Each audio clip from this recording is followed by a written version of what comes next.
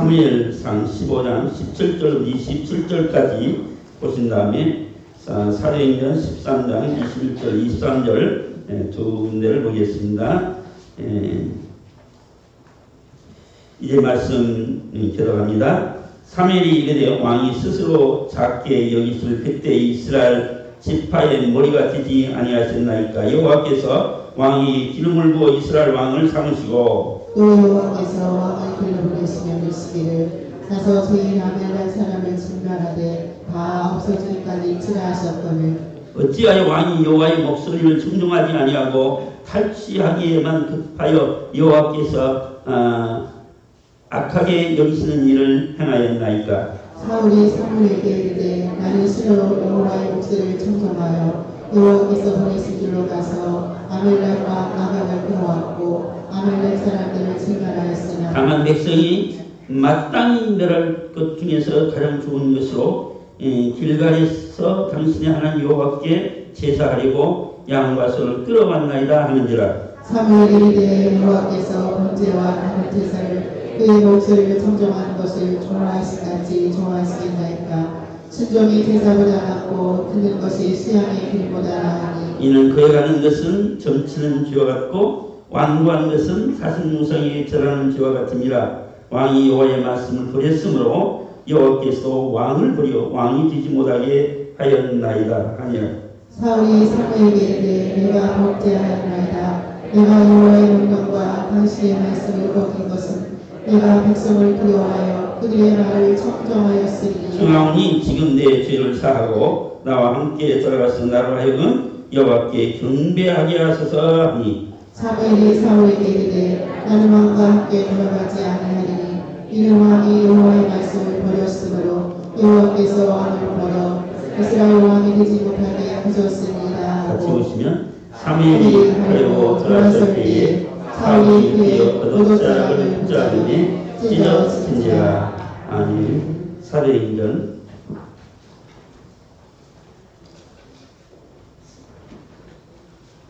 13장 21절 말씀부터 보겠습니다. 13장 21절 말씀부터. 그 후에 그들이 왕을 구하거늘 하나님이 베냐민 지파 사람 기스의 아들 사울을 40년간 주셨다가 패하시고 다윗을 왕으로 세우시고 증언하여 이르시되 내가 이새의 아들 다윗을 원하니 내 마음에 맞는 사람이라 내 뜻을 다 이루리라 하시더니 23절 같이 봅니다. 하나님이 약속하신 대로 이 사람이 후손에서 이스라엘을 위하여 구주를 세우셨으니 곧 예수시라. 아멘.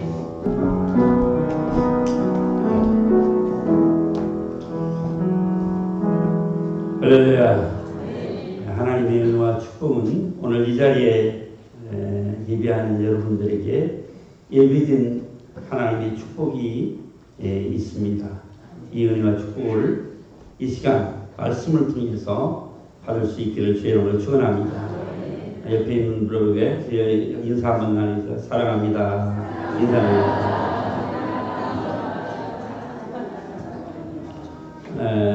사랑합니다. 서로 기분 좋잖아요. 예배의 관심에 대한 그런 마음의 준비가 되도록 서로 이렇게 사랑합니다 하고 인사를 나누는 거죠. 주님을 사랑하는 마음으로 말씀 가운데 설 수 있기를 주의 이름으로 축원합니다. 성경 말씀을 자세히 보면 때로는 이 말씀에 이제 어떤 인물을 통해서 하나님이 나타내시고자 하는 그 말씀의 뜻을 잘 보면 항상 대칭구도로, 다시 말하면 어떤 경우에는 이제 두 사람이 있는데 한 사람은 이렇고 또 한 사람은 이렇다 하는 이야기를 성경에서 찾아볼 수가 있어요. 다시 말하면 가인과 아벨 이렇게 이제 두 사람을 견주어서 말씀하기도 하고, 또 아브라함과 롯, 때로는 이삭과 이스마엘, 에서와 야곱 이렇게 이제 말씀하는 것을 보면 하나님께서 이제 하나만 말씀하면 잘 그 말씀의 의미와 뜻을 잘 모르잖아요.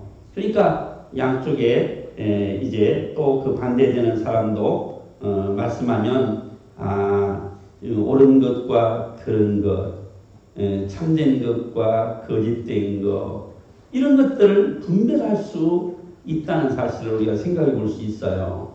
그래서 오늘 사울과 다윗 하는 이유도 역시 사울의 사람만 보는 것과 다윗의 사람만 보는 것보다는 사울과 다윗을 함께 보면 우리가 더욱 말씀의 분별력을 가지고 그 말씀을 우리가 잘 새길 수가 있다는 거죠.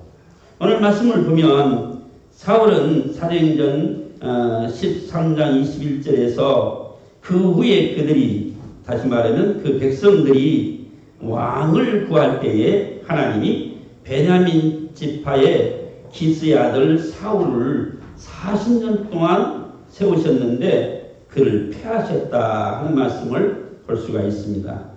뿐만 아니라 하나님은 또 다윗을 왕으로 세우셨는데 그를 증언하여 이르되 내가 이새의 아들 다윗을 만나니 내 마음에 맞는 사람이라. 그가 하나님이 약속하신 대로 이 사람의 후손에서 구주를 세우셨으니 곧 예수라 하는 말씀으로 사울과 다윗을 오늘 이 바울 사도의 말씀을 통해서 이 짧은 내용이지만 그러나 사울은 40년 동안 나를 다스렸지만 하나님이 그를 패하셨다. 그리고 그 뒤를 이어서 다윗을 세우셨는데 이 사람은 하나님 마음에 꼭 맞는 사람인데 그를 통해서 하나님의 뜻을 다 이루셨다 하는 말씀을 보게 돼요. 그 하나님의 뜻은 뭐냐면 예수 그리스도를 세우셨으니 우리의 구주로 그를 이 땅에 보내실 때에 다윗을 통해서 보내셨다 하는 말씀으로 말씀하고 있어요. 자, 오늘 말씀을 보면서 사울은 왜 하나님 패하셨을까? 다윗은 왜 하나님이 세우셨을까 하는 것을 생각해 볼 수 있는 대목이라는 거죠. 그래서 사울과 다윗 이렇게 단순 비교를 해보면 사울은 하나의 이제 귀공자 그런 타입이었다 이렇게 생각할 수 있는 부분이 있어요.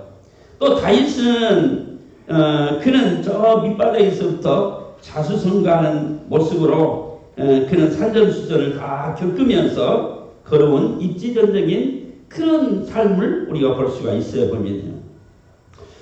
이스라엘 백성들이 그 강력히 요구하는 게 있었어요. 그게 뭐냐 그러면 사사시대를 지난 이후에 그들이 우리에게도 왕을 세워달라고 하는 거였습니다. 그래서 사무엘에게 우리에게도 왕을 세워달라고 강력히 요구했을 때에 하나님은 그들의 청을 들어주셨어요. 왕이 없던 시대 사사시대였잖아요. 그런데 오늘 이 사사시대 혹은 하나님이 다스리던 시대 출애굽 이후에 보면 민수기를 통해서 광야 40년의 역사를, 여호수아를 통해서 이스라엘 정복의 역사를, 사사기를 통해서 이제 그 땅을 온전히 정복해서 기업으로 이루게 하시는 역사를 보게 하셨어요. 보면은요. 그런 가운데서 오늘 이런 시대를 가리켜서 하나님이 직접 다스리시던 신정시대라 이렇게 말할 수 있어요. 신정시대라. 예. 그래서 사사시대에는 이렇게 성경을 자세히 보면 완전히 이 사사들이 나라를 이렇게 통치하거나 다스린 것이 아니라 시족 중심으로서 아주 작은 단위의 소종교 제도 아래서 나라를 다스렸던 그런 모습을 우리가 볼 수 있어요. 그러나 이제 왕을 강력히 요구한 이스라엘 백성들에게 왕정시대로서 하나의 이제 민족과 국가로서의 형태를 갖추면서 이제 발전해 나가는 그런 모습을 볼 수 있는 하나의 역사의 전환기다. 이렇게 볼 수도 있어요. 보면은요. 사울은 9장 1절에서 보면은 베냐민 지파의 기스의 아들이라 이렇게 말하고 있는데, 오늘 이 아버지 기스는 그 시대에 상당히 유력한 그런 사람이다. 이렇게 이제 소개를 하고 있고, 그의 아들 사울은 매우 준수한 소년이다. 이스라엘 자손들 중에서 그보다도 더 준수한 자가 없고, 키도 모든 백성보다 어깨 위만큼 더 크다 하는 것을 보여주고 있으므로, 사울은 말씀드린 것처럼 하나의 귀공자 스타일로 이렇게 우리가 연상을 해볼 수가 있어요. 보면은요, 하나님께서는 오늘 사무엘을 통해서 이 사울이 기름 붓게 하심으로 왕으로 세우게 되었어요. 10장 9절에 보면 그 기름 부음을 받음으로 말미암아 사울이 하나님이 주시는 새 마음도 주셨고, 하나님의 영이 그에게 크게 임했다는 사실도 말씀하고 있어요. 보면은요. 그런데 사울은 하나님께서 결국 40년 통치 이후에 그를 폐하셨다 하는 말은 뭐예요? 성경에 보면 하나님이 그를 버리셨다고 말씀하고 있어요. 왜 하나님이 그를 폐하시고 그를 버리셨을까 하는 사실을 우리가 유념해 볼 필요가 있어요. 이 블레셋 사람들이 이스라엘을 치려고 쳐들어올 때 이스라엘 사람들은 매우 두려워했고, 그래서 그들은 혼비백산했죠. 어떤 사람은 굴 속에 들어가 숨기도 하고, 어떤 사람은 숲풀 속에 들어가 숨기도 하고, 어떤 사람은 바위층 속에 들어가 은밀한 곳에 들어가서 숨기도 하고, 웅덩이 속에 들어가 숨기도 하고. 이런 모습을 보니까 사울의 마음이 조급해졌어요. 그래서 이 위급한 상황을 이제 맞이한 사울의 모습을 우리가 보면, 전쟁할 때에는, 싸움이 일어날 때는 이스라엘 역사 속에서 항상 뭐가 중요하다고요? 먼저 하나님께 제사하고 하나님께 뜻을 묻는 것이 제1차적인 중요한 그런 모습이 되는 거예요. 근데 사울은 하나님께 제사하고 하나님께 묻고 이 블레셋과 싸움에 나가야 되는데, 사무엘이 더디 오는 거예요. 적어도 일주일 동안을 사무엘이 얼굴을 볼 수가 없는 거예요. 그러니까 하루가 요금한데 마음이 조급하잖아요. 그러니까 기다리다 못해서 그가 하는 것이 뭐예요? 제물을 가져러 오라. 그래서 자기가 사무엘을 대신해서 하나님 앞에 제사를 드리고 전쟁에 나갔어요. 물론 우여곡절에 블레셋을 쳐서 이기기는 했지만, 그러나 이 사울은 그 중요한 그런 시점에서 기다림이 없고 조급한 마음에 정말 실수를 한 거예요.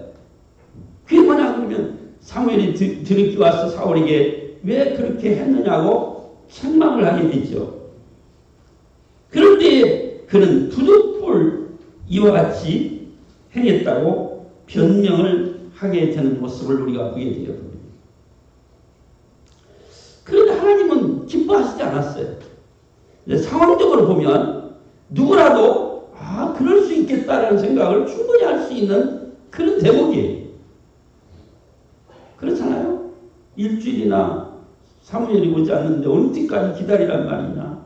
백성들은 여기저기 숨고 두려워 떨고, 블레셋은 금방 쳐들어올 것 같은데 이 위급한 상황을 어떻게 극복할 것이냐 했을 때, 누구라도 그럴 수 있는 상황을 보고 하나님은 왜 그 상황을 이해를 못하시고 그랬을까, 이런 생각을 충분히 우리가 할 수 있잖아요. 그런데 하나님 기뻐하시지 않았어요. 오늘 두 번째 사건을 먼저 우리가 보면서 생각해 봅니다. 두 번째는 아멜렉과의 싸움이 벌어지게 됐어요. 아멜렉과 싸울 때에는 오늘 어떤 현상이 일어났느냐 하는 거에 보면요, 아멜렉과 싸울 때면 15장 3절에 보면, 지금까지 아멜렉을 쳐서 그들의 모든 소유를 이제 남기지 말고 다 진멸하라고, 다시 말하면 아멜렉과 싸울 때에는 그들을 다 쳐서 남녀노소를 불문하고 어린아이까지를 불문하고 또 모든 우양과 낙타와 모든 짐승을 불문하고 다 진멸하라. 아주 멸절시키라고 말씀하고 있습니다. 다시 말하면 아멜렉은 오늘 하나님 앞에서 이 멸절되어야 할 그런 대상으로 하나님 여기셨던 거죠. 그래서 그들을 멸절시라고 말씀했어요. 당연히 오늘 이 아멜렉과의 싸움에서 이겼다는 거죠. 다시 말하면 하나님 멸절시키라고 명령할 때에는 당연히 이긴 싸움이에요. 보면요. 그렇기 때문에 당연히 이긴 싸움에 나가는 오늘 이 사울, 어쩌면 하나님 멸절시키라고 명령을 제대로 알아들이면 뭐요? 당연히 이긴 싸움이라는 거죠. 그런데 한 가지 조건이 뭐예요? 다 멸절시키라는 거죠. 하나도 남김없이 멸절시키라. 근데 문제가 생겼어요. 다 멸절시키라는 명령을 어긴 거죠. 그래서 가만히 보니까 다 이미 이긴 싸움에 나갈 때 사울의 그 머릿속에는 야, 다 이긴 싸움에 나가서 이제 거기에 보면 전리품을 이제 우리가 얻게 되잖아요. 근데 하나님은 이 전리품을 얻는 것을 허락지 않았잖아요. 그러면 불구하고 다 이긴 싸움에서 이제 생각나는 게 뭐겠어요? 야, 싸움은 이미 다 이긴 거야. 그런데 그거에 가서 무엇을 전리품으로 얻을까를 아마 생각지 않을 수 없는 그런 모습을 해요. 왜? 전쟁에 위급하고 황급하고 이 싸움이 이길 건가 질 건가 그러면 뭐 전리품 얻는 것에 무슨 관심이 가겠어. 우선 이기고 봐야 되니까. 그렇지만 이미 이긴 싸움에서는 어떤 생각을 해야 돼요? 아, 정말 이긴 싸움에 가면 우리가 무엇을 얻을 수 있을까를 사람은 생각할 수밖에 없어요. 그런 끝에 결국은 거기에 살진 짐승들은 다 죽이지 못하고 그대로 다 하려고 쓸모없는 것들, 버림받아야 할 것들은 다 멸절시키고 그리고는 좋은 살진 짐승을 다 끌고 온 거예요. 이 현상을 사무엘이 알았어요. 그런데 그가 이런 말을 해요. 사무엘이 왔을 때에 내가 하나님 말씀대로 그대로 다 했다라고 이야기를 해요. 자, 여기 보세요. 하나님 말씀대로 내가 다 했다라고 이야기를 해요. 그런데 사무엘은 그러면 하나님 말씀대로 그대로 다 했으면 지금 저기 나는 짐승의 소리는 무슨 소리냐 그랬더니 그가 말하기를 저 살진 짐승들은 이 백성들이 가서 보니까 너무 살리고 욕심난다 그러지 않냐. 그래서 야, 그러면 그 아까우니까 그것들 가지고 와서 하나님 앞에 제물로 쓰도록 하자. 그래서 제물로 쓰려고 그것들을 가지고 왔다고 이야기를 하죠. 그러니까 이런 현상을 우리가 보는 거예요. 제물로 쓰려고 가지고 왔다. 그래서 결국은 이제 하나님 말씀대로 했다고 하는 사울의 이야기와 사무엘이 보는 그 하나님 말씀대로 순종했는지 하는 견해는 전혀 달리 보이고 있잖아요. 그러니까 사울이 왜 다 진멸하라고 하는 하나님의 음성을 제대로 분별하지 못하고 자기 뜻대로 그것을 다 그대로 순종했다라고 생각하고 그리고 그 제물을 가지고 와서 그것을 제물로 삼으려고 했다고 하느냐. 언뜻 생각하면 참 지혜로운 사람이에요. 그러잖아요. 다 죽여버리면 쓸모없는데 그래도 제물이라도 가지고 와서 하나님 앞에 제사 드리려고 했으니까 얼마나 기특한 생각입니까? 정말 기발한 아이디예요. 정말 기특한 그런 생각을 했어요. 그런데 하나님 기뻐하시잖아요. 그래서 사무엘이 하는 이야기가 뭐예요 지금? 무슨 얘기를 하는 거예요? 순종이 세사보다 낫고 듣는 것이 수양이 기름보다 낫다 하는 말씀을 오늘 이 말씀 가운데서 보게 되는 거예요. 다시 말하면 오늘 이 재물을 가지고 하나님 앞에 예배를 드리는데 재물만 있는 그 예배가 참다운 예배가 될 수 있겠느냐 말이죠. 거기에는 하나님은 정말 이 재물을 원하셔서 재물을 드리라고 하시겠느냐. 그 피와 그리고 고기를 하나님이 탐하셔서 재물을 드리라고 하겠느냐. 하나님 앞에 제사, 우리가 예배할 때도 마찬가지잖아요. 예배할 때 헌금 시간이 있어요. 그러면 헌금을 드릴 때 하나님이 교회 운영하고 필요하고 성교도 해야 되고 일도 해야 되니까 그 헌금을 드리기 위해서 예배를 드리는 거다. 하나님은 그렇지 않다. 그 재물 속에 우리가 아름다운 신앙 고백이 있고 그 재물 속에 우리의 감사가 있고 그 재물을 통해서 하나님이 기뻐하시는 뜻을 이루는 거지 재물 자체에 있는 건 아니라는 거예요. 그래서 저는 하나님 앞에 예배드릴 때 어떤 모습이어야 돼요? 내가 하나님 앞에 예배를 드리는 겁니다. 옛날에는 가끔 얘기할 때 우리 지금 예배 보러 가요. 예배 보러 가요. 그런 말 우리 자주 들었어요. 보면요. 근데 예배 보러 가는 게 아니고 뭐라고요? 예배 드리러 간다는 말이 참 가슴에 와닿는 고백이 아닙니까? 그런데 오늘 또 예배 보러 다니는 신자들이 많이 있잖아요. 설교를 얼마나 잘하는가. 오늘 찬양대 얼마나 잘하는가. 오케스트라는 정말 잘하는가. 그래서 정말 화려하고 웅장한 그런 곳에 도취되고 그게 감동이 돼서 그런 교회를 찾는 사람들도 많이 있어요. 그것이 중요한 거잖아요. 중요한. 저는 가끔 이런 생각을 해요. 우리 이제 노예 안에도 성도들이 많이 모이지 않는 어느 교회는 5명 있는 성도들도 있고 어느 교회는 10명 있는 성도들도 있고 기껏이 한 20명 안팎되는 교회도 엄청 많아요. 한국에. 근데 나는 그분들을 보면서요. 그 교회를 보면서 제가 참 감동되는 게 있어요. 야, 그런 수가 모이는데도 그 교회 가서 섬기는 교인들은 참 훌륭하겠다 하는 생각을 해요. 정말 훌륭하겠다. TV만 틀면 막 웅장한 교회 모습, 정말 휘황찬란한 예배, 막 정말 저런 데 가서 한번 예배 드리고 싶다는 마음이 누가 없겠어요? 그런데 교회 와보면 정말 찬바람 휘끌고 사람 대했으면 11명이 모여서 예배 드리는데 정말 얼마나 참 안타까운 얘기.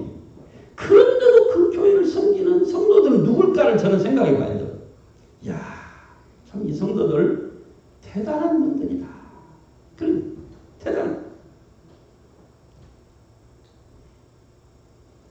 저 화성에 가면 우리 박순정 목사님이라고 하는 목사님이 참 순수하고 열정도 있고 예의도 바르고 정말 참 훌륭한 목사님. 근데 교회는 5명, 기껏해 10명 예배드립니다. 어느 날 안수집사님 부부가 이 교회를 오신 거예요. 이 집사님들의 고백이 그거예요. 내가 큰 교회, 작은 교회 다 다녔지만 이렇게 순수하고 그런 목사님을 만나지 못했다. 그러면서 얼마나 열심히 헌신하는지.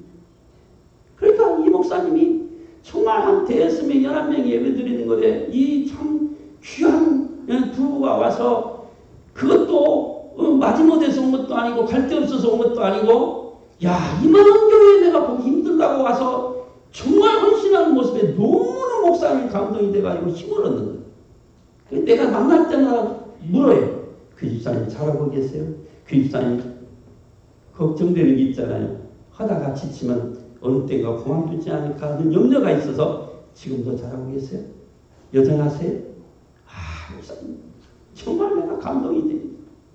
그런 이야기를 들어요. 그러니까 사람 보기에 아름답고 웅장하고 화려한 것이 아니라 하나님 중심으로 하나님 기뻐하시는 예배, 이 예배가 아름다운 예배 아니라고요. 할렐루야. 여러분, 오늘 우리가 예배하면서 어떤 마음 가지고 하나님 앞에 예배하고 있습니까? 어떤 신앙 고백을 하고 예배를 드리고 있습니까?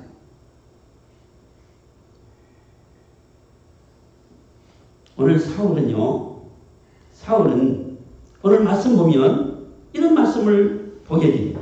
15장 22절 말씀을 한번 보면 이렇습니다. 사무엘이 이르되 여호와께서 번제와 다른 제사를 그의 목소리를 청종하는 것을 좋아하신 같이 좋아하시겠나이까? 이게 무슨 말입니까? 다시 말하면 번제와 제사보다도 하나님의 목소리를 청종하시는 것처럼 이 제사를 좋아하겠습니까? 그런 말입니다. 당신이 하나님의 말씀을 제대로 듣고 그대로 순종하시는 것을 기뻐하는 것처럼 이 소와 양이나 살린 제물을 갖다 하나님 앞에 드리는 것을 하나님이 기뻐하겠느냐? 그런 말입니다. 그러면 하나님이 제물만 보고 기뻐하시겠습니까? 아니면 하나님의 말씀에 깊이 청종하고 그 말씀에 순종하는 모습을 기뻐하겠습니까? 그런 말입니다. 그래서 이렇게 말씀합니다. 순종이 제사보다 낫고 듣는 것이 수양의 기름보다 나은다 하는 말씀이 왜 나옵니까? 아무리 좋은 것을 하나님 앞에 드린다 해도 순종이 없는 제물 하나님 연락하시다. 믿음의 제물이 아니면 하나님 연락하시다는 거예요. 그런 뜻으로 말씀하고 있습니다. 그러면서 23절을 우리 다 같이 한번 읽어보겠습니다. 23절을 잘 유념해서 보시면 23절 시작. 이는 거역하는 것은 점치는 죄와 같고 완고한 것은 사신 우상에게 절하는 죄와 같으며 왕이 여호와의 말씀을 버렸으므로 여호와께서 왕을 버려 왕이 되지 못하게 하셨나이다. 그래. 자, 24절 계속 보면 사울이 사무엘에게 이르되 내가 범죄하였나이다. 내가 여호와의 명령과 당신의 말씀을 어긴 것은 내가 백성을 두려워하여 그들의 말을 청종하였습니다. 자, 여기서 보면 오늘 이 사울은 하나님의 말씀을 청종하는 것보다 백성의 말에 더 귀를 기울였다는 거예요. 사람의 소리에 더 귀를 기울였다는 거예요. 그래서 백성들이 말에 청종한 이유가 뭘까를 생각해요. 왜 사울은 백성들에게 그 말을 더 듣게 되었을까 하는 거예요. 자, 여러분들이 늘 전 세계, 저와 여러분 마찬가지입니다. 저도 마찬가지예요. 때로는 왜 이런 말씀 속에서 제 마음은 나는 그렇지 않아라고 말할 수 있겠어요. 목사도 똑같아요. 때로는 성도들의 말에 내가 더 근심하고 걱정할 때가 있어요. 저도. 그런데 문제 해결의 방법은 어디 있어요? 성도들이 원하는 것을 다 일일이 각색의 말, 자기의 중심적인 말, 자기 생각의 말, 자기가 경험했던 것, 자기의 뜻을 이루고자 하는 자기 뜻에 따라서 말하는 것들을 목사가 다 그 말에 휘둘리면 교회가 어디로 가겠어? 이 교회는 사람의 말이 아니라 하나님의 말씀이 주장하는 교회야 바로 올바른 교회 되지 않겠어요? 아멘? 그러므로 아무리 백의 백소리를 다 듣는다 해도 결론은 그것이 나에게 갈등이 되고 고민이 되고 염려가 되고 근심이 될 때가 왜 없겠느냐고. 하지만 하나님 앞에 기도하게 하신 하나님을 만나게 되면 하나님은 나로 하여금 말씀에 집중하게 하시는 역사를 이루게 하시는 줄로 믿습니다. 그래서 말씀을 청종하는 거잖아요. 그런데 사울은 오늘 왜 백성들의 말에 휘둘려서 이와 같은 일을 행했는가 하는 사실이에요. 그건 이런 거예요. 원래 이스라엘 백성들이 우리에게도 왕을 주세요. 우리에게도 왕을 주세요. 왕을 달라고 했잖아요. 그걸 누가 제일 잘 알아요? 사울이 잘 알아요. 왕을 달라고 하는 그 백성들의 의중을 누구보다 잘 아는 게 사울이에요. 그런데 그들이 왕을 달라고 하는 소리에 하나님이 허락은 했지만 기뻐하시는 일은 아니에요. 그런데 이것을 잘 아는 사울이 어느 날 뽑히다 보니까 자기가 뽑혔네. 그러니까 이것은 누가 세운 왕이야? 백성이 세운 왕이야. 사울이 생각할 때 그렇단 말이야. 백성이 세운 왕이야. 그러니까 나는 백성이 세운 왕이야. 그러니까 사울은 누구보다도 백성들이 나를 세웠다는 생각에서 벗어나지를 못하는 거예요. 그러니까 사람의 말에 귀를 기울이게 되고 그 말이 더 크게 들리고 그 말을 따라서 왕노를 하려다 보니까 오늘 이와 같은 일이 벌어지게 된 거죠. 오늘 말씀을 우리가 보면 사울에게 고백하잖아요. 내가 범죄한 남자. 내가 여호와의 명령과 당신의 말씀을 어긴 것은 내가 백성을 두려워하여 그들의 말을 들었습니다. 그들의 말을 들었습니다. 이게 이제 사울의 고백이에요. 자, 그러면 우리가 생각할 때 이런 거예요. 사울이 이런 하나님의 그 뜻을 충분히 알 수 있는 두 번째 경험을 했어요. 지금 첫 번째도 이미 블레셋과 싸울 때에도 이미 이제 사울로부터 책망을 들었고 또 두 번째 아멜렉과도 그랬어요. 이 첫 번째는 하나님의 말씀이 들리지 않았습니다. 들리지 않아요. 블레셋과 싸울 때도. 아멜렉과 싸울 때도 역시 한 번 못 들은 사울은 역시 두 번째도 하나님의 뜻을 분별하지 못했어요. 왜 그랬을까요? 역시 백성들의 그 이야기를 듣는데 익숙해 있고 그것을 벗어나지 못했다는 거예요. 그러니까 저는 이런 얘기를 귀 있는 자들은 성령이 교회 들어가서 말씀을 들을지어다. 아니 성령의 사람이 정말 성령이 말씀하시는 소리를 들을 수 있는 영적인 귀가 열리지 않고는 들을 수 없는 하나님의 말씀이고 들을 수 없는 하나님의 뜻이에요. 오늘 우리가 예수 믿으면서 왜 예수 믿습니까? 왜 하나님을 섬깁니까? 하나님 말씀대로 살려고 우리가 믿는 거 아니겠어요? 그러면 하나님의 음성을 들어야지고 하나님 말씀의 소리를 들어야 그것이 영적인 삶에 있어서 매우 소중합니다. 오늘 내 뜻대로 마옵시고 아버지의 뜻대로 행하옵소서 하려고. 그런데 오늘 우리는 여전히 사울처럼 뭐예요? 아버지의 뜻보다는 내 뜻대로 하옵소서. 그게 내가 내 안에 정말 하나님의 말씀이 나를 주장하지 않는 것이 아니라 때로는 정말 인간적인 생각이 나를 주장하고 내 계산이 나를 주장하게 하고 내 뜻이 나를 주장하게 만들어버릴 때가 너무 많이 있는 거 아니겠어요? 거기서 어떻게 벗어날 수 있느냐, 거기서 어떻게 회복될 수 있느냐는 게 중요해요. 그러면 오늘 우리가 이 말씀을 보면서 기억할 말씀을 우리가 생각해 봐야 되겠어요. 무슨 얘기냐 그러면 이제 우리 집사님 한 분 중에 저에게 이런 고백을 하시더라고요. 그게 무슨 고백이냐 그러면 제가 참 모델로 삼고 있는 장로님이 한 분 계십니다. 그래요. 모델로 삼고 있는 장로님이 계십니다. 그 누군가 그랬더니 예전에 우리 교회에 은퇴하고 오신 장로님이 한 분 계셨어요. 조익복 장로님이라고 아시는 분들은 알 거예요. 그런데 그 장로님이 오셔서 하시는 모습을 보고 우리 집사님이 나도 저런 장로가 돼야 되지 하는 생각을 가지셨다고 이야기하는 얘기를 들었습니다. 제가 수원선진교회 가서 임직식 하는데 앉아있는 임직자들이 이런 질문을 했어요. 지금 당신들은 성경에서 어떤 인물이 모델이 되고 있습니까? 라는 질문을 했어요. 성경에서 어떤 인물이 모델이 되고 있습니까? 이런 질문을 했어요.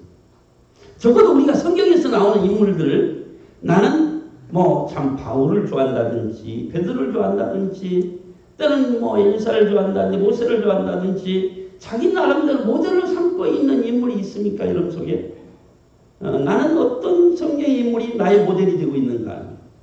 뭐 다 좋아요. 두리뭉실하게. 그러다 보면 하나도 못 잡아. 그냥 다 모델로 삼으면 얼마나 좋겠습니까마는 두리뭉실하지 말고 그 중에 한 사람만이라도 모델로 삼으시고 한 사람만이라도 모델로 삼았으면 좋겠어요. 그래서 나도 저런 신앙, 저런 인물이 됐어요. 사울과 다윗 했을 때에 이제 오늘 다 말씀을 못 드립니다만 다윗이면 어떨까 하는 생각도 해봐요. 근데 제가 오늘 한 번을 다시 한번 소개해 드리려고 하는 게 있어요. 이게 아마 여러분들도 이미 잘 아는 얘기지만 다시 반복하는 이유를 여러분들이 마음에 새겼으면 좋겠어요. 그게 뭐냐 하면 김제 금상교 이야기를 다시 하려고 하는 거예요. 김제 금상교의 조덕산 장로님 이야기 있잖아요. 이 조덕산 장로님은 그 지역에서 상당히 부자로 소문났고 유력한 인물이었습니다. 어느 날 서양 선교사 미국 장로교회 그 데이트라고 하는 선교사님이 아마 말을 타고 왔는데 그 말을 여기다 맡길 데가 없어서 그 터넓고 좋은 이 조덕삼 씨 집에 말을 맡기고 그리고 하룻밤을 유숙하게 됐대요. 이게 조덕삼 씨가 그 선교사님에게 물었대요. 당신은 서양 사람 잘 사는 나라에서 이런 데에 와서 뭐 하려고 여기까지 왔습니까? 그러니까 나는 하나님 말씀을 전하는 사람인데 하나님의 사랑이 너무 귀해서 이와 같이 참 이 복음을 들고 왔습니다. 그러니까 이 조덕삼 씨가 하루 이틀 거기서 묵으면서 복음을 듣다 보니까 예수를 받아들이게 됐고 그리고 이왕지사 그러면 우리 집에서 예배를 드립시다. 그래서 자기 집을 예배 처소로 해서 예배를 드리기 시작했다는 거예요.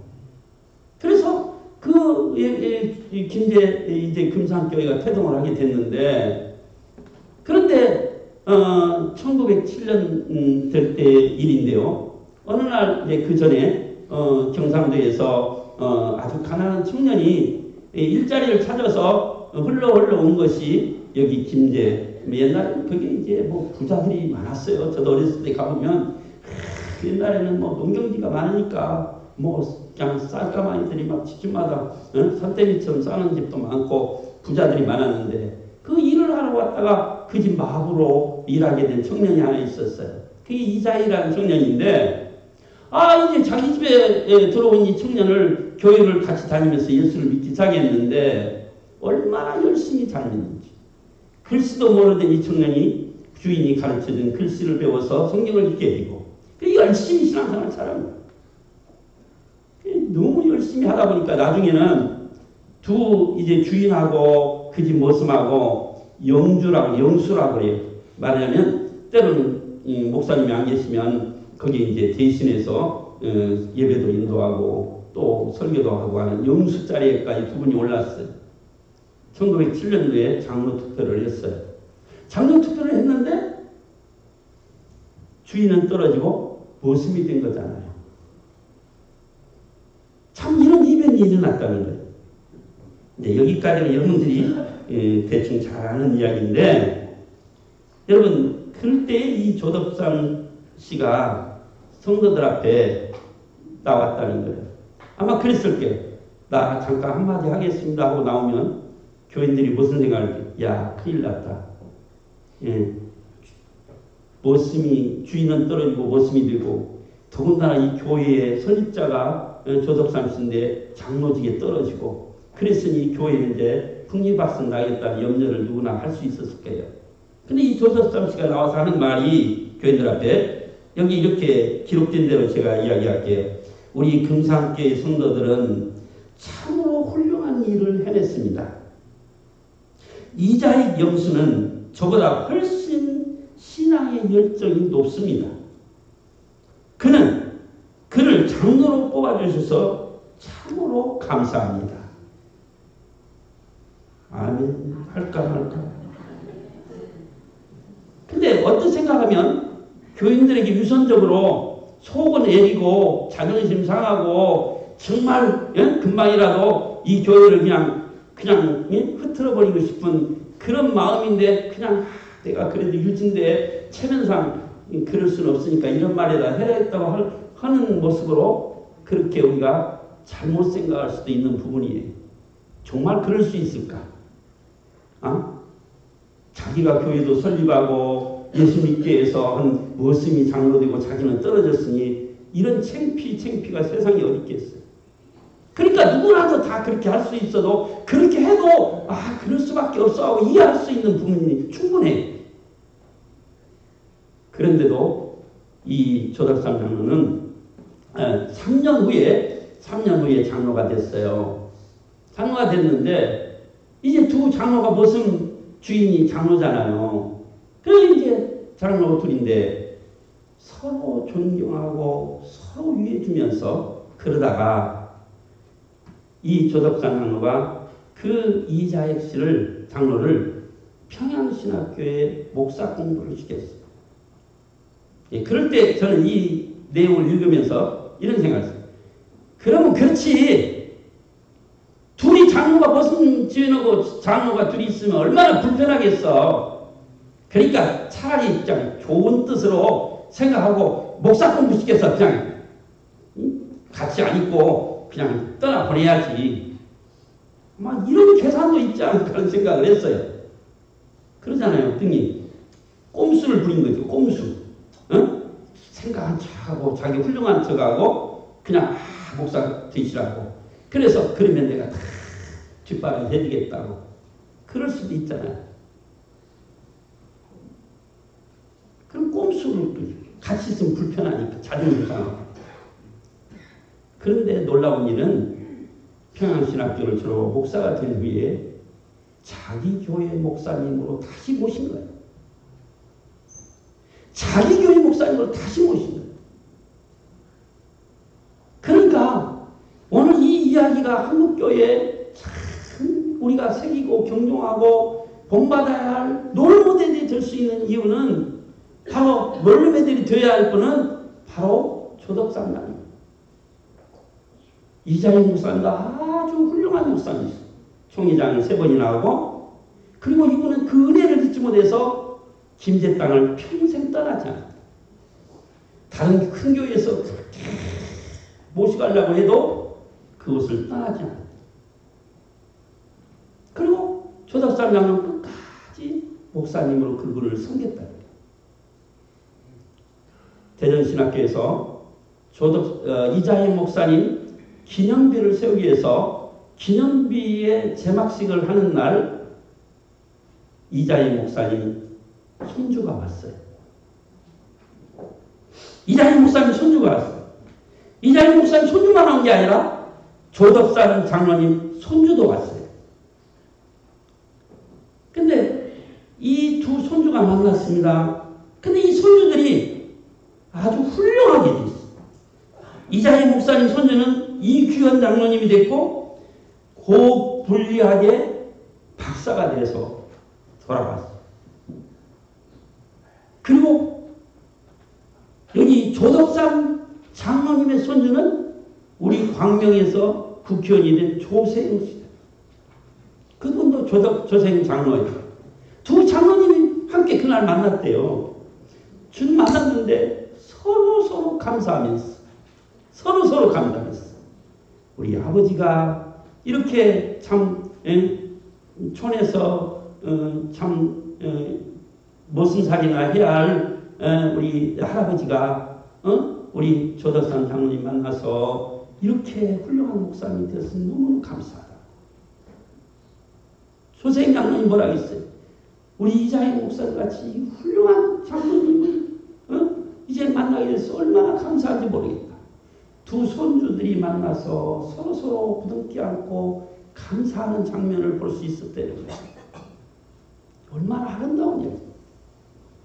정말 우리는 발벗고 따라가도 따라갈 수 없는 얘기고 내가 아무리 그렇게 참 그런 모습으로 살아가기를 원해도 그 모습 담기가 어려운 이야기지만 그러나 오늘 우리가 한 가지 롤모델, 이런 모습이 되었으면 좋겠다, 이런 삶이 되었으면 좋겠다 하는 롤모델이 될 수 있다면 우리의 성도의 삶은 더 행복하게 하나님 앞에 쓰임받는 신실한 사람이 될 줄로 믿습니다.